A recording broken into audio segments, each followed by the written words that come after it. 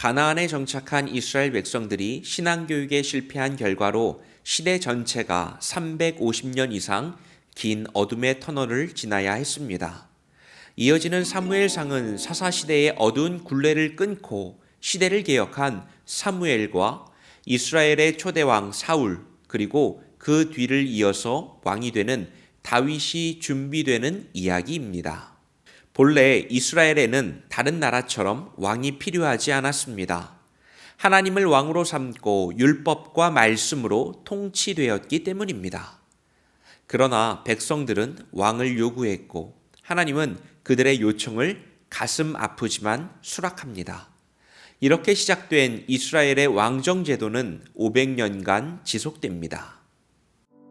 하나님께서는 350년이라는 긴 불순종의 흐름을 끊고 시대를 새롭게 개혁할 하나님의 사람으로 사무엘을 선택하여 훈련시킵니다.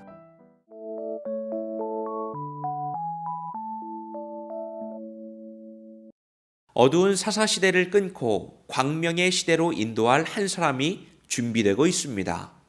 하나님은 아이 낳기를 간절히 사모하는 한나라고 하는 여인을 주목합니다.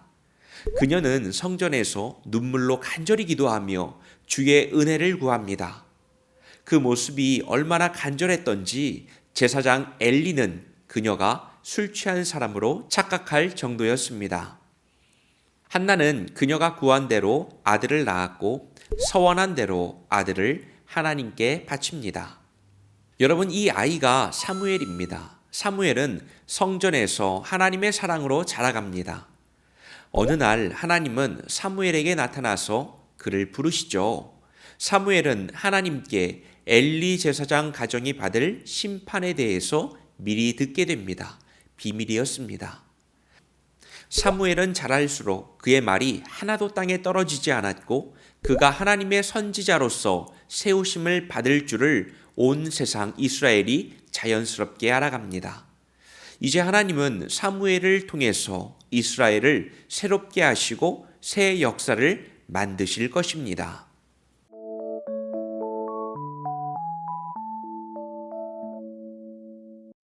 하나님은 사사시대의 어둠의 고리를 끊고 새로운 시대를 엽니다. 그것은 왕을 세워 백성들을 통치하게 하는 것이었는데요. 물론 하나님은 처음 왕정제도 대신에 하나님의 말씀에 의한 통치와 순종을 원하셨죠.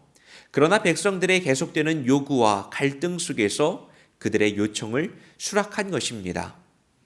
새 시대를 위한 하나님의 일하심은 이번에도 사람을 세우는 것으로부터 시작합니다. 하나님의 역사는 늘 사람을 통해서 나타나기 때문입니다.